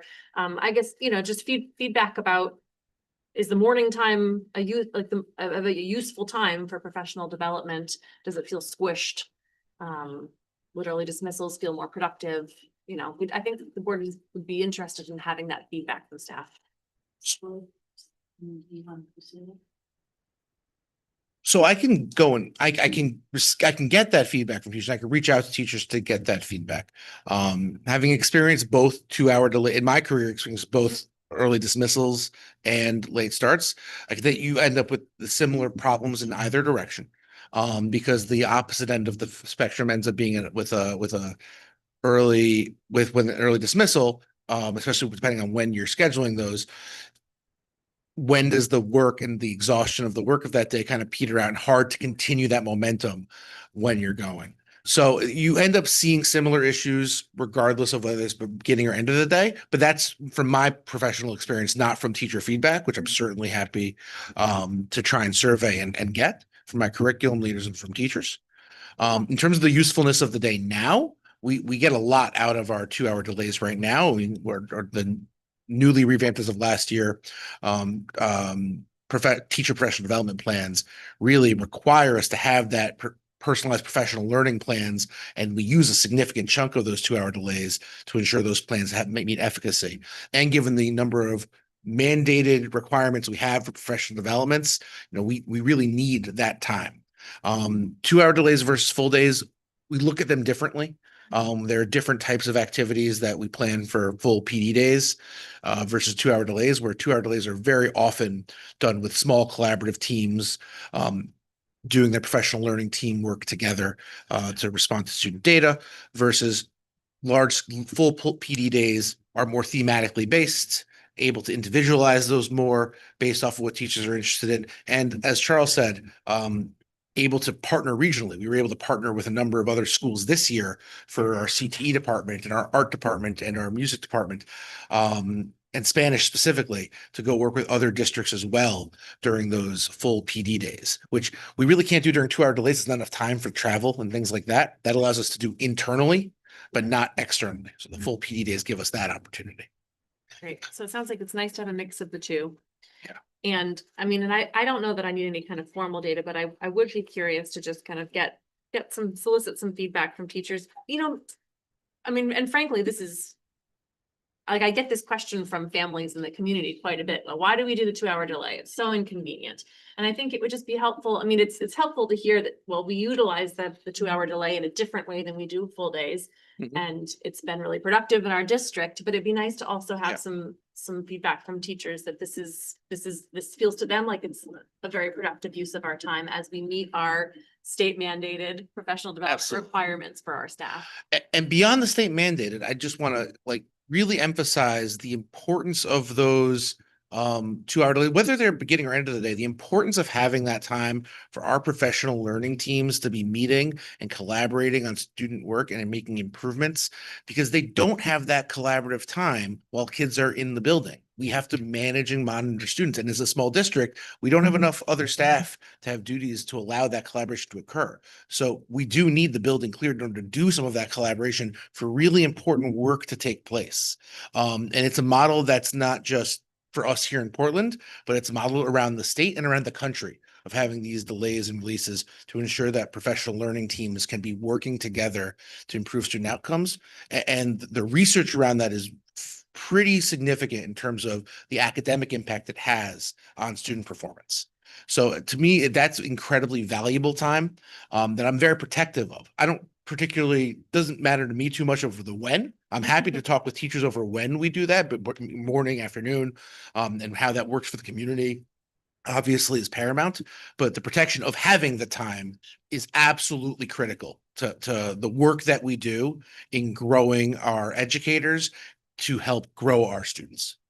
The alignment of, just different disciplines vertically and horizontally has made a huge difference with, within the district, because getting from school to school is not always an easy thing. And when you do it at 3:30 in the afternoon, that's really a pain as well. So I think this is really, and again, whether you do it in the afternoon or in the morning's a little easier because you're not leaving a classroom or taking and talking to a parent as trying to get out the door to go to the TD. I think mornings actually a little better. Can I just have one thought on the April 21st date? So the students come back from a week off, families have had to arrange childcare if they're not on vacation. And then right into that next week, there's a 2-hour delay. Is there any way to get a full week of school in and then maybe have that following week? The 28th. Yeah, Would you be open to that? I'm sorry, ask that question one more time. move the April 21st to the April 28th so that. Push get that delay back by 1 week, just to give a full week of school coming off the April vacation. It's not 2 days and then a delayed opening. I don't know. I don't see any issues with that. Do you try? There's no, the only issue would be how quickly, how SBAC comes right after that, as we're getting ready for the state test. Yeah. But again, I don't see that being a huge impediment. Most of us don't have that state test in terms of our past year schedule starting until kind of the first week of May. So I don't see that being a huge impediment. Who's it here? See, because I'm trying to remember, we moved one around the April break from the original meeting. Yeah, so this year it is that Tuesday, and we just replicated this, so. Traditionally, So 2 days in, 1 day. It's very manageable regardless. I absolutely agree with you, Kim, that I would support pushing that back a week and give families a week of normalcy before we have another delay. Yeah. I don't see a negative significant impact. Okay, Tricia, do you want? To make that amendment, that Change? adjustment. Just move that a week back. So just put the 2-hour delay on the 28th and not the 21st. Okay. And it won't mess up our SBACs. Won't mess up our schedule. I try and keep things as far away from it. Like I said, one of my reasons I think I was the one that proposed moving that up when we met as an administrative team is for professional development, just in general. I'm trying to stay away from the May and June time as much as possible and want things as far away, because once, as a building principal, I know that once May hits, it's a whole, especially the high school, it's a whole host of events and things that are taking up time that may deviate from what the professional development need was supposed to be to the other tasks and committees and assignments and events that are happening that I don't necessarily want to be the focus of that time. But that's a small preference in comparison to the preference of parents to have some normalcy. That completely makes sense to me.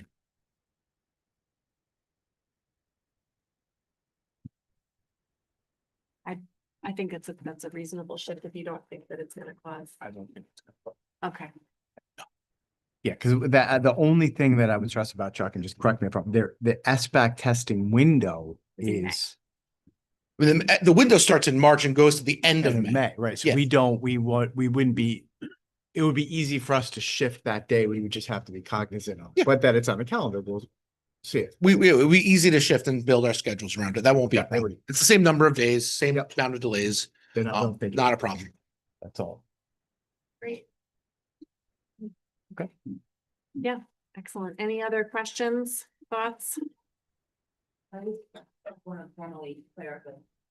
Teachers need professional development. 100% know that, yes. Absolutely. Well, I'm speaking to and I've heard the comments in the community as well. People say, why do you need this? And again, it's 100% important. I'm a parent of kids that are in school too. And the number of those days become a challenge for me as a parent in finding childcare. And I completely understand how challenging that is. But as my responsibility, one of our responsibility is to make sure we're growing the profession and making sure, teachers need to be given that professional development time. And I would never want, and no one was suggesting there is, but this is kind of to the public in general, when questioning why do we have this time, more and more expectations, unfunded, have become for professional development for teachers each year. And we need to make sure we're keeping our focus on time where we can do the right work of professionally growing ourselves so we can improve the outcomes for our kids. And it's the most effective time we have. Excellent. Thank you, Chuck. All right, so if I'm not hearing any additional questions about the calendar, then with the calendar, we've made a couple modifications. So just to clarify, I would be looking for a motion to approve the 2026-2027 calendar with the following adjustments.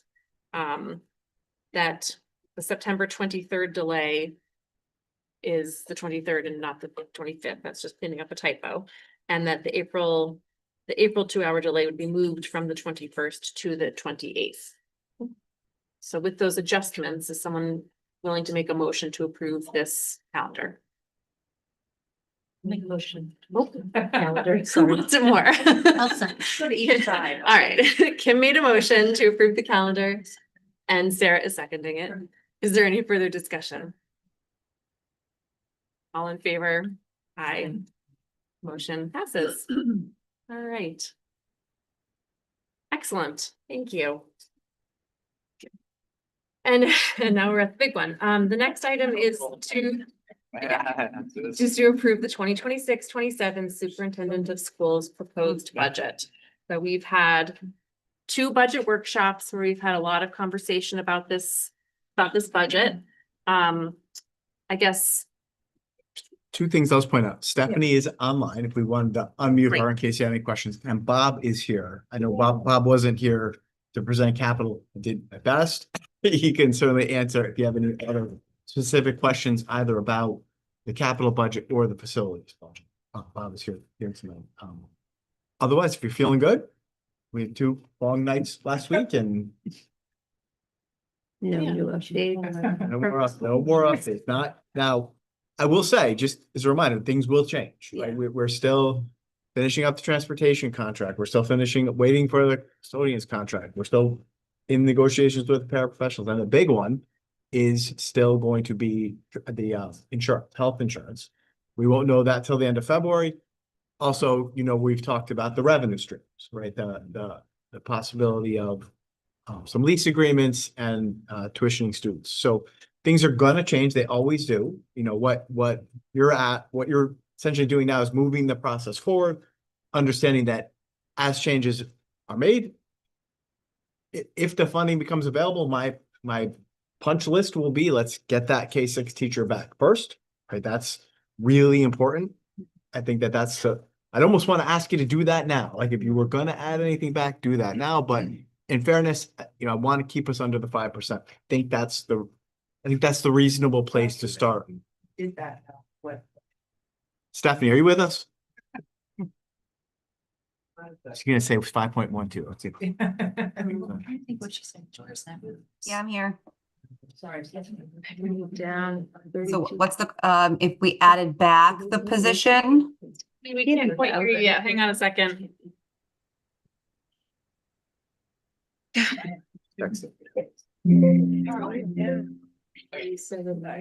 Stephanie, you there? Yes. Can you hear me? Hold on, Stefan, we can't hear you yet.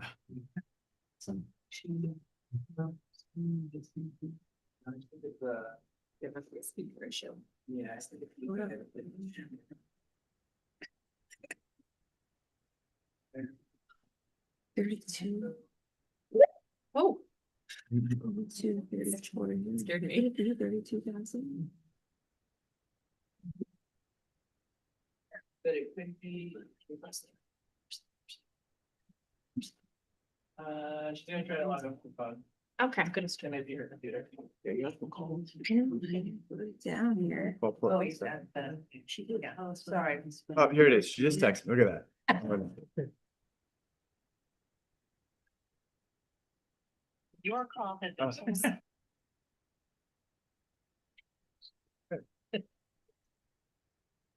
Great to use.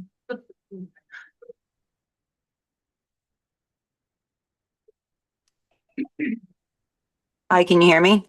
Oh, we got you. Hey. All right, it's my computer. I'm sorry. We hear you now. It's all right.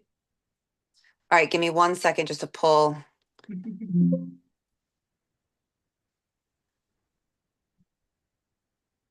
Yeah, and again, as Stephanie's looking at that, I don't recommend you do that right now. No, I'm just, I Yeah, just just- don't have that number. in my And that's a head. good, it's a good number to have, only because again, with the unknowns. Yeah. Right, that, you know, we're still, that insurance is just, and that's hanging over our heads. I mean, and until we really get our arms wrapped around that, even, I've got 13%, you know, just shocking that may not be enough, but it might. But it might not be Right, enough. and that's, Some researching it too, and to see, because I was asking questions about agents and, you know, self insured and things. And we're right where we should be, we're playing waiting game. yeah, it's, And it's very frustrating. excellent. Either I think that did the deep dive and like I didn't come up with anything that would make us, you know, think that we could get it for us. Okay. I mean, you know, the alternative is to start asking for vendor insurance, okay, so whatever. That would really hurt. So, can you walk us through, so. Let's say the insurance come back less, then you share that with us, and then we can have things back. Well, that's Or good. it comes back higher, then we're gonna earn. We send that back to your team to cut, or we just. It's a little more complicated than that, because Yeah. after we approve an overall percentage, this budget becomes the Board of Education budget, and it gets submitted to the first selectman. And the first selectman takes the budget and either takes it as is or makes changes to, not changes to the line items, but changes to the overall percentage that he then recommends to the Board of Selectmen. Right, and then the Board of Selectmen has an opportunity to discuss it and to look at it and to make changes to the overall allocation. So, you know, realistically for us, this process, you know, over the next few months, we will likely have some movement within our budget. But, you know, if for whatever very good reason, you know, I mean, it would be a very good thing if the percentage, if the insurance percentage came in lower than 13%. You know, would that come back to us to reallocate? Who knows? Because at that point, by the time we have that information, this budget will be in front of the Board of Selectmen. So that would be a conversation between this board and the superintendent and the Board of Selectmen for us to try and make a case. Higher. But if it comes in higher, that's also part of that conversation. But at that point, it's coming not back. just a conversation internally. At that point, it's a conversation with the selectmen. And for the record, Something that's never coming back to us to change the 4.9%, if that's what you approved today. I mean, we could potentially, if we have different information in a month, we could propose a different change, but you know, but what I'm saying is at the point that we pass this along, Mhm. it becomes a conversation between our board and the first selectman and the Board of Selectmen. And in past You know. years, when we did have an excess amount of money in the budget and the insurance is less. When the board became aware of it, the Board of Selectmen became aware of it, that's what they cut. Off the budget, they said, oh, you've got an extra $70,000, well, you can give us back $70,000, and so, you know, our budget didn't change. And the extra money that could have bought us a So- position or whatever is gone. But it's a conversation because Conversation. the Board of Selectmen will be wrestling with the municipal budget as well, which we can keep in mind will also be impacted by this ridiculous insurance expense. So we're kind of, we are all in this boat together. It's not gonna be an easy conversation, but at the point that we pass this, I think we can expect that any changes to the Yeah, I overall think fair. percentage will be had with the selectmen. Then I have a clarification of what Meg just said. If we say 4.9 and health insurance does come in lower, we still want 4.9. We want the teacher back, but that'll be communicated to the board. We would have that conversation with Mike Pelton and the Board of Selectmen, and here's what we've cut, and here are the pain points. Who does that? You two? Charles and Laurel, Yeah. they have a workshop and they ask questions and they answer the questions the best they can. Yeah, there's a board of selectmen meeting where all the departments present to the board of selectmen, and then you'll see them struggle with it too. Yeah. And we sometimes take cuts during that process. Because you've seen budget Oh, meetings, it's trying to keep a lot of balls in the air, it's a lot of moving parts, and trying to make sure that everybody gets what they need is not an easy job. Right, and then even then, like at some point, the board of selectmen is gonna adopt a budget, and that's gonna go to referendum in May, right? Even then, though. Yeah. All spring, things are changing, right? I mean, we're gonna be, I've talked to you about the revenue source. We're anticipating 59 open choice students. If we only get 50. But if we get 62, where we hire people, that folks every year are going to either retire or leave. Sometimes folks leave on a higher step and we hire folks at newer steps. Sarah's budget, my goodness, what would be best is if this budget had ghost out placements, we call them, placeholders for anticipated new students. We don't. Although for the record, we've been talking about that for Yes. years and we've never included them because there is no room to include additional unallocated funding. We talk about it as a great idea. Wouldn't it be nice if, and then every year that's the first thing that gets eliminated because we don't have the ability to have padding.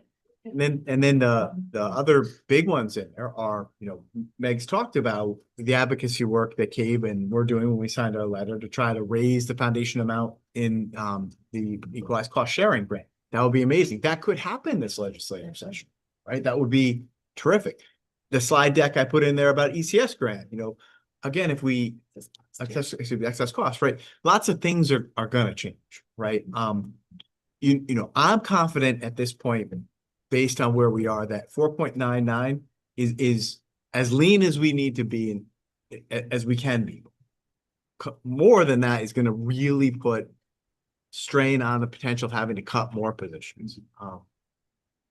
But for there, like I'm optimistic.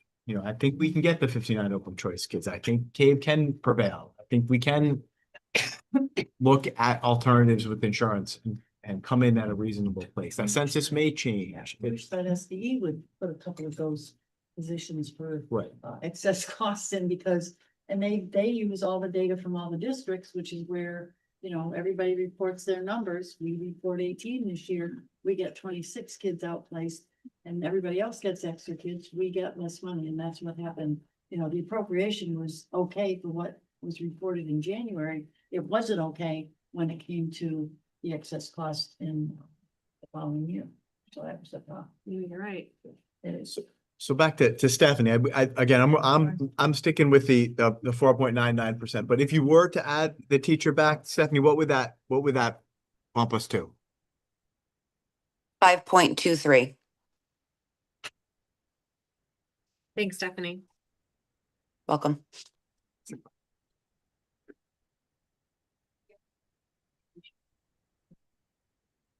Yeah, are there, first, before we do that, are there any other kind of pressing questions that anybody feels like they haven't had answered yet? Any extra information anyone is looking for? Oh, we've got Bob here. And Sarah's also, And Sarah's online also, great. And if not, I guess, yeah, I think let's go around and just share kind of where you're at, what, if there's anything you're struggling with, if you have reached a point where you are in support of the budget, kind of just weigh in. Meg, do you want to kick it off? Yeah, I think, having looked at this and done this over many years, I trust Stephanie and Charles to do the most responsible thing, knowing this is not sealed in cement, that there are changes. It's a plan for how we spend our money. And I have great confidence in what is going to happen in the next 6 months, that there may be extra funding available from this year's budget and, in electricity savings or whatever. I'm ready to support this budget, knowing that I think we've looked at all our items and this is a good budget. Reflects that. That's me. Where are you at? A budget's a hard thing, and a good budget, it's a budget that we have to have.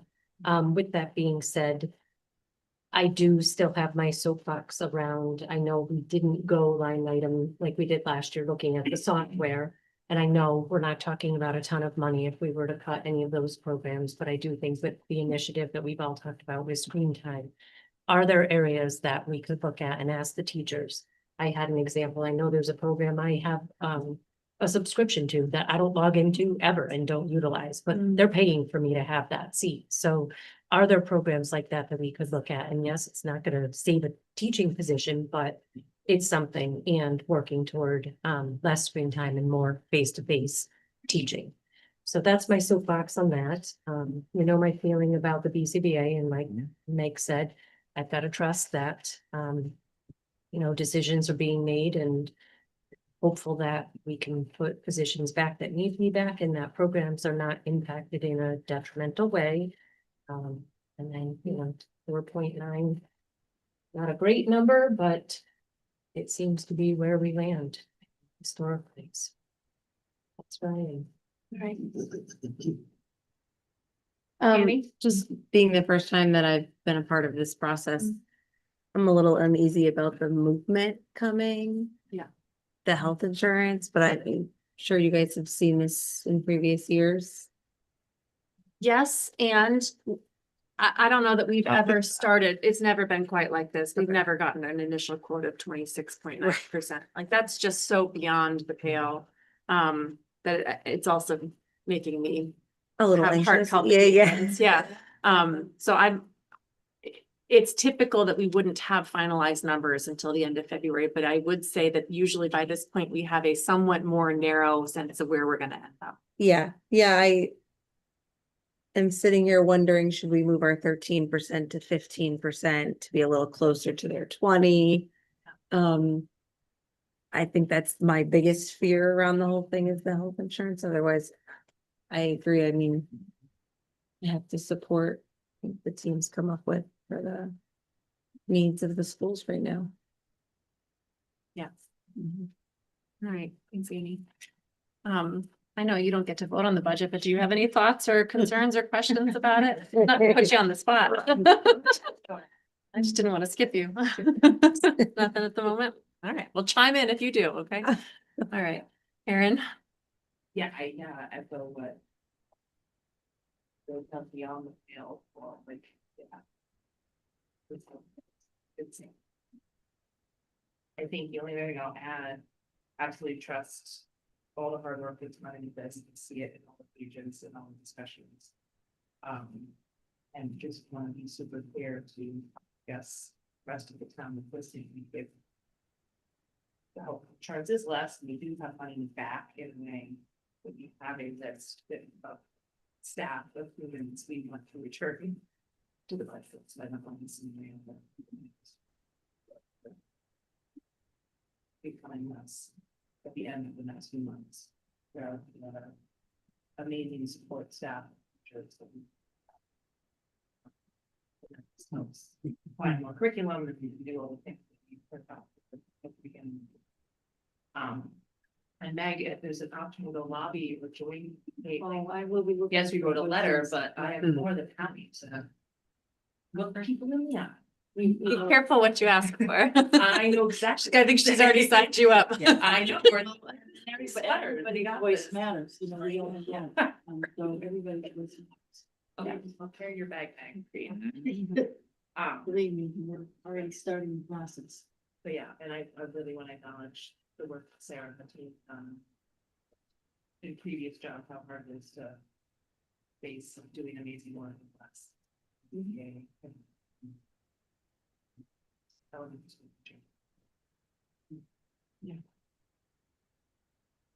Sarah, I will support this budget. I have some trepidation about putting forward a 4.99% increased budget with the referendum standing in front of us, because I am not sure there is an appetite in our public to approve that and to approve the referendum. So I think it would be irresponsible of us to increase it or to decrease it in light of our unknowns around health insurance. But I do have that concern going forward, although I do support it.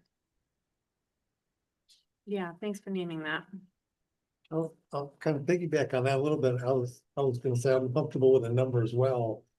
But I'll make sure we drive home to our taxpayers that this is why we need to consolidate, because the only relief I see in this budget is by having one less school.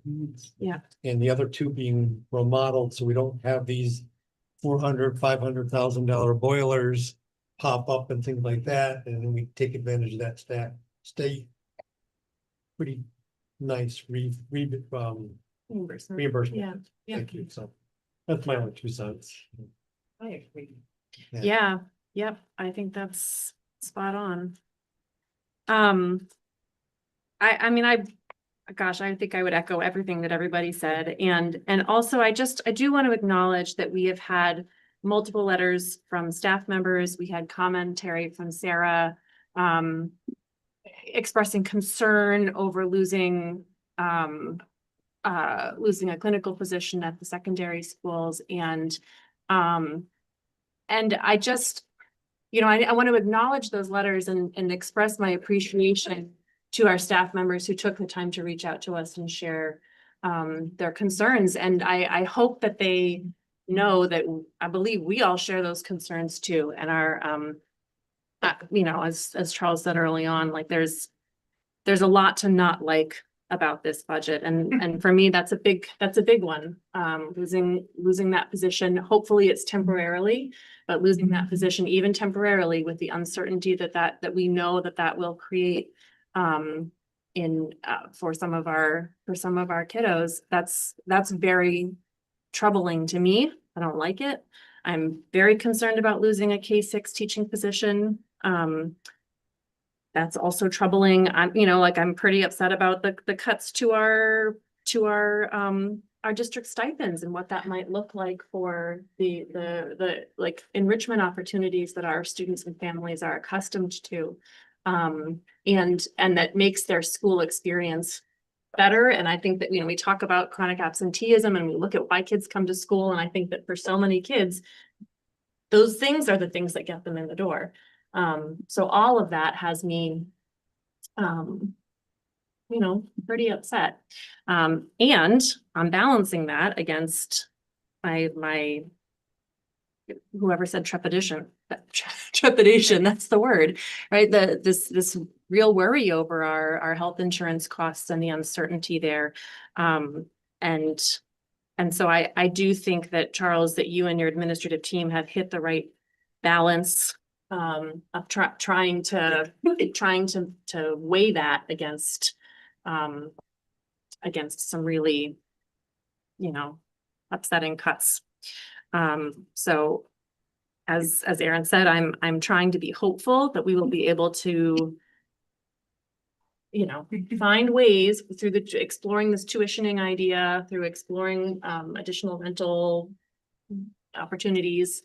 I'm hopeful that we will be able to work some magic this spring and find some savings to be able to maintain our staffing at the levels that our students deserve and that our community expects. So that's I think where I'm sitting. But all of that said, I absolutely will support this budget. I think that it hits the right balance. And knowing that we are all struggling, that there are things in this budget that are ugly, that we don't like.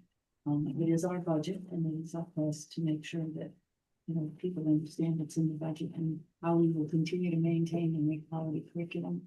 We're making adjustments into courses and also the high quality of teachers and, I guess the teachers can be patient and hopefully support the referendum in May when we do consolidate 2 schools and 3 schools in between. Because I think it will make a huge difference for all of us. And it's just a patient, slow slog right now, but it's on us. It's on us. That's it.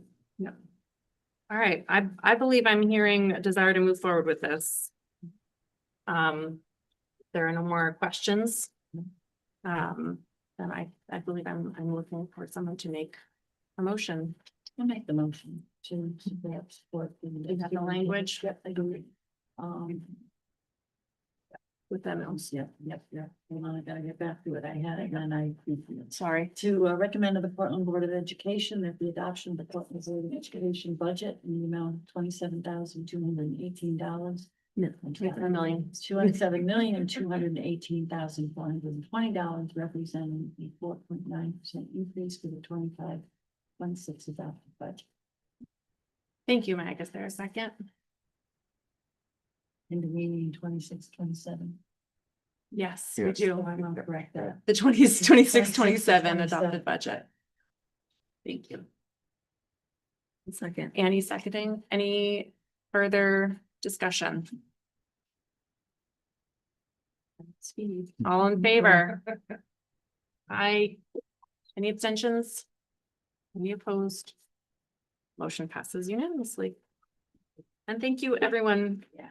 Board members, Yeah. administrative staff, teachers who contributed to this process. It's, this was We're not done a yet. massive team effort and we're not done yet. And we just, hang tight and see what new information we get. Yes, lots of new information. Yeah. All right. Ready. Okay. We're gonna move on to committee reports. Curriculum. We heard it all. mostly heard it all. Anything else? No. No? Thanks All for right. doing our job. Thank you for the work on those first proposals. It's exciting. Policy. February 10th, we had a meeting tonight and it was a good meeting and we will be continuing discussion. So we've got a lot to look at. Yes. It's all set. Okay, that sounds good. Personnel, we are in the middle of para negotiations and that will be continuing for the next few weeks. So we'll have more to report, I think, in February. And transportation. And transportation is ongoing as well, and we hope to be able to have the custodians contract to vote on and share with you and vote on in February. There were some hiccups that Rebecca's been ironing out with them. Buildings and grounds. No meeting that I want to thank Bob for the update and he's. Mhm. Thank you, Bob. The update on the boilers, because that really is critical. Piece of information that we need. And then there is no plan of how we're moving right now. Education specification task force will have an update for you after we meet tomorrow. Tech liaison. We're meeting tomorrow. Board of Selectmen. Nothing huge. They did update, on the projects around town, like Brainerd Place, looked like the second building. It's gonna be coming online early next year, and I don't know if we've talked about this before or not, but they're gonna be having a daycare in one of the Yeah. buildings with 174 potential students. Wow. So I'm sure that would have impacted our pre-K aspirations. And I don't know what other impact it could have beyond that. Will that draw more people to town because we've now got this? I don't know. Where are they gonna get all those kids? Pardon? Where are they gonna get all these kids? Like, listen, Middletown, like dropping off the kids on the way to Route 9, maybe? Probably. That's a lot. 30,000 cars travel through Portland over the bridge every day from other towns east of the river, When and my kids from the daycare that they're at. I won't switch my kids from a Yeah. daycare that they're at. No. I think that there are lots of families who won't make changes, but I do think that there are lots of There's a a lot of need. children to be, There's a need. and there is a need. There is. There are daycares with wait Sure, lists yeah. and, you know, preschools with wait lists. So I do think that, yeah, I agree. yeah. I don't know. Jersey might be. Just right here. I mean, we were worried about adding a third pre-K class. Yeah. 174, you know. Yeah. It's aspirational. I think they are counting a lot also on the people living in the apartments to be frequenting the businesses that go in. Yeah, it's, Well, that would imply that there were more children than we anticipated in the original. Yeah. primary place. well, I mean, I when I heard that, Joe, and I almost wanted to share with them Peter's demographic projection. But again, it wouldn't just be Portland. Yeah. Yeah. I think Draw from Very surrounding convenient, communities. coming up. Yeah, they will. Right. Same. Yeah. Portland didn't have many options. And I'm also thinking about families that have to travel a ways to work and would prefer that their child be in daycare closer to their place of employment. You know, I think that Oh, it's huge. I bet they'll be more successful than I that. hope so. I hope, hey, Yeah. it's great. It's great. Yeah. Sorry, Dave. I'm glad I'm not running it, but. Goodness, I A know. little bit of a negative Nancy. But yeah, my run's huge for that size. It's big. I don't know any daycare. They don't even know any daycare in places like that are not that big. Daycares. Hundreds. Unless they're gonna Children support the that hospital, age? unless they're gonna support the hospitals, you know, which employs a lot of people. with kids, Never then heard anything that. We'll see. But God bless you. Hope they're successful. Wonderful. All right. New services. On pause. On hold, on hold. Portland Public Schools Climate Coalition. Sarah. No new updates since we last met. And Wellness Committee. Meeting next Wednesday. Excellent. Hear from you next time. Great.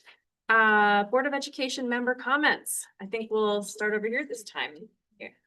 So, oh, did I skip that? Oh, gosh, it's so tiny at the bottom. Thank you. Did that last time too. Audience of citizens. John, have you got anything for us? I know. Is there anyone online? No pressure. Okay. All right. I'm glad somebody's listening. Right. Now Board of Education member comments, and thanks for catching me, Sarah. Erin. Oh, okay. Now I don't have them. I enjoyed the conversation about with professional development teachers, except that he's figuring out how to balance student time and development of teachers. Great. Got a shout out to Band Book Club. No simple young people in it, and love that we have the students had an opportunity to create some and with creative writing and yay DECA, and love the new courses. Used to work for Noah. They're great. A couple of the enrichment activities that you were talking about took place with Biz and Portland Middle School. The student council members got to attend the Connecticut Association of Schools conference last week to rave reviews. They really had a wonderful time. And then I think Steve and Jewel put in a Gildersleeve grant for the Hartford Stage Company coming to Brownstone, and that was another wonderful experience. So I just love seeing those grants go towards supporting these kinds of enrichment activities for our students. Yeah, absolutely. And that you're right, that was a Gildersleeve grant we approved last spring, that Correct. they would have been a great candidate, I imagine, if we'd been doing them on a rolling basis, because they had to really wait to be able to implement it this year, and it's exciting when it happens. I'm good. Okay. Great. Anna. I was again, congrats to DECA. I'm not personally in DECA, but my little sister is. Yeah. And they love it. Everyone who I know that's in it talks about it all the time. They're very active and they definitely deserve that. So, Great. Annie. Well, echo congratulations to DECA, and I'm wishing Bob and his team a lot of luck this week as they get started. Yeah, a lot of great stuff. My dorky plug, I have my Box Tops app up. Oh, look at that. Since 2013, I've made $139 to Valley View School, so I'm the person that somebody leaves their receipt in their cart and I'm like, oh.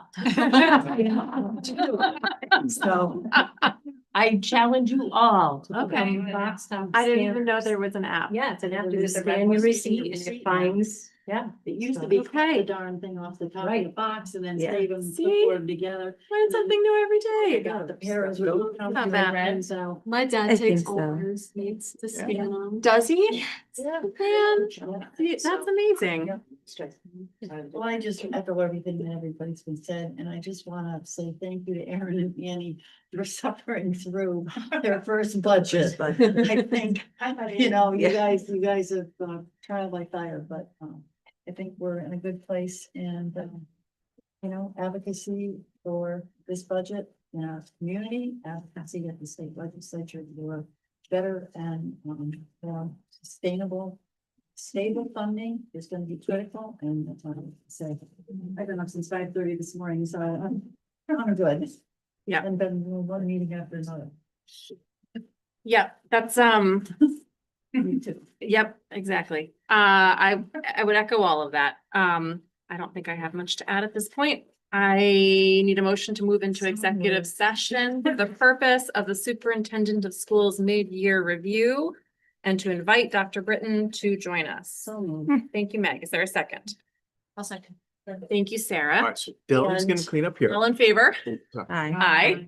Dylan's gonna clean up here. We're gonna take the chairs and roll them into that room over there. So, All right. I don't think they participate. You're up. Elementary only, probably. Yeah. I'm thinking, yeah. so when we come back out, John, we will just. It's wild that you can't just pick a district. I know. That is, well, yeah, how unfair. You're only. Valley View, I know, sorry.